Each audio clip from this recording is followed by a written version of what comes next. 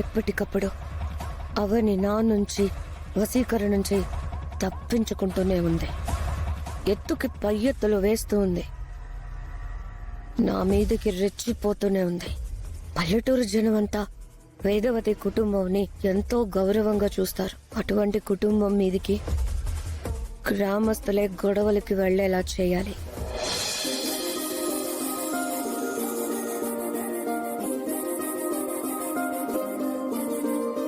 Hi. Hi. ఏంటి ఇక్కడ? సిటీలో ఎక్కువ టైం స్పెండ్ చేసే మనలాంటి వాళ్ళం అప్పుడప్పుడు ఇలా పల్లెటూర్లకు వస్తే ఎంతో హాయిగా ఉంటుంది. అందుకే పల్లెటూరు అందాల్ని చూస్తూ ఉన్నాను. Yeah, you are right. నేను ఈ మధ్య రాలేకపోతున్నాను గాని ఇంతకు ముందు వస్తుండేవాడిని.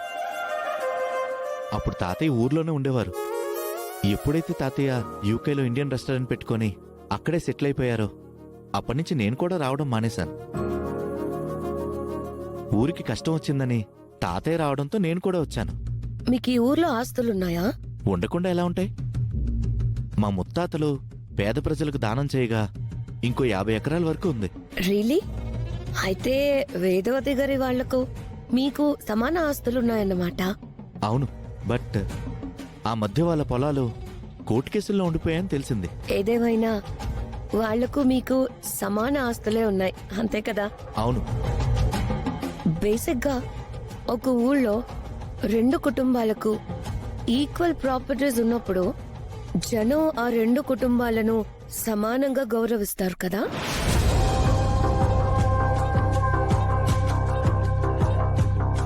ఊరి మీద ఒకరిదే పెత్తనం ఉండదు. ఎందుకంటే 2 రాజకీయ పార్టీలు కాదు.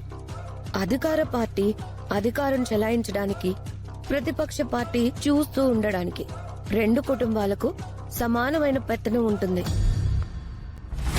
కానీ నేను ఈ ఊరికి వచ్చినప్పటి నుంచి చూస్తున్నాను, వేదవతి గారి కుటుంబానికే ఎక్కువ గౌరవం ఇస్తున్నారు. మిమ్మల్ని మామూలుగా చూస్తున్నారు. ఎందుకలా? నేను అడిగిన దాంట్లో మీకేమైనా ఇబ్బంది అనిపిస్తే చెప్పకండి, వదిలేయండి. ఇబ్బంది ఏం లేదు. ఉన్న ఫ్యాక్ట్ ఏంటంటే ముక్కు పుడక అమ్మవారు ముందు ఆ వంశం వారికి దొరికాయి కాబట్టి అందుకే వాళ్ళది అప్పర్ హ్యాండ్ అయింది. ఆధిపత్యం వాళ్ళదే కంటిన్యూ అవుతుంది. Of course. ఇప్పుడు మీ దగ్గర ముక్కు పుడక లేనంత మాత్రాన మీ మాటకు విలువ ఉండకూడదా ఏంటి? నేను వాళ్ళ మీద నెగటివ్ గా ఏం మాట్లాడడం లేదు. జనరల్ గా జరిగే దాని గురించే మాట్లాడుతున్నాను. ముక్కు పుడక మీ వంశస్థుల దగ్గర కూడా కొన్ని రోజులు ఉండొచ్చు. మీరు ప్రసాదాలు తయారు చేయొచ్చు. ప్రతిసారి వాళ్లే ఎందుకు చేయాలి? మీరు చేస్తాను అంటే అమ్మవారు వద్దంటారా ఏంటి? అమ్మవారు అందరినీ సమానంగా చూస్తుంది. మనుషులే తేడాలు చూపిస్తారు. నీ ఊరి విషయంలో అయితే వేదవతి గారి వాళ్ళు అందరి ముందు మంచితనంతో నటిస్తూ గ్రామస్తులందరికీ అన్యాయం చేస్తున్నారు అనిపిస్తుంది. నేను ఈ ఊరికి సంబంధం లేని అమ్మాయినైనా మీ కుటుంబాన్ని దగ్గరుండి చూసిన తర్వాత ఎంతో మంచిగా అనిపించింది. అందుకే మీతో ఇటువంటి విషయాలు మాట్లాడుతున్నాను. ఏమనుకోవద్దు. నోను, మీరు ఒక వెల్ విషర్లా చెప్తున్నారు, అందులో తప్పేముంది? చివరిగా ఓ మాట. జగన్నాథం గారిని దేవుడిలా కొలవాల్సిన ఈ ఊరి జనం వేదవతి గారిని దేవతలా కొలుస్తున్నారు, కొనియాడుతున్నారు. అది మీరు బాగా ఆలోచించుకోండి. అందరితో జేజేలు అనిపించుకోవడానికి పూర్తి అర్హతలు మీకున్నాయి. మీరు చెప్పింది నిజం. వశీకర మరణం ఓ వింత రహస్యం.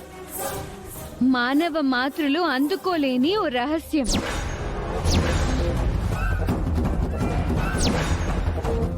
ఓం హ్రీం క్రీం క్రైం జటాయ నమః. వశీకర మరణం ఓ ఆయుధంతో సాధ్యం. అదేంటంటే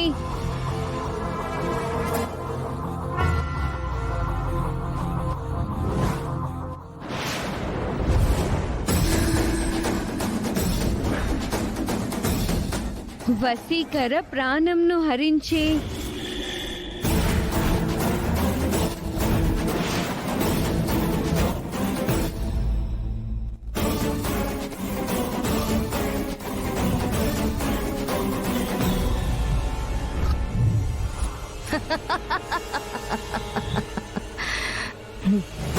నా మరణ రహస్యం తెలుసుకోవడం మీ వలన సాధ్యం కాదు.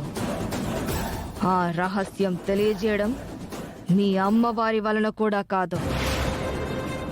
ఆగిపోయేవేమ్మా?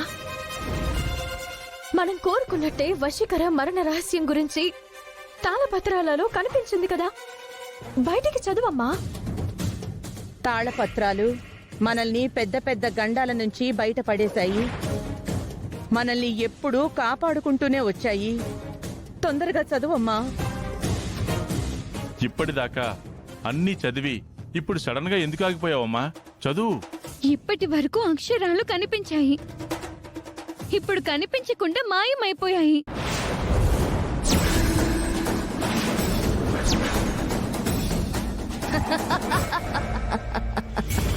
ఇప్పటిదాకా అక్షరాలు స్పష్టంగా కనిపించాయి, ఇప్పుడు కనిపించడం లేదు.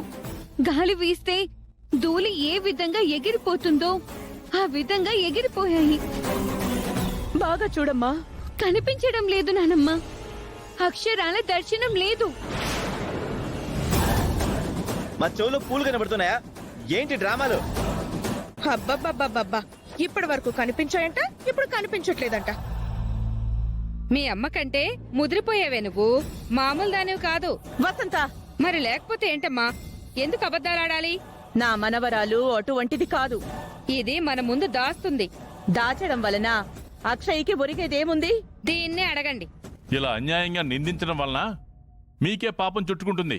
మా కాదు, వీళ్ళకి శాపం తగులుతుంది. ఇంకా నోరు మొయ్యండి మీరు.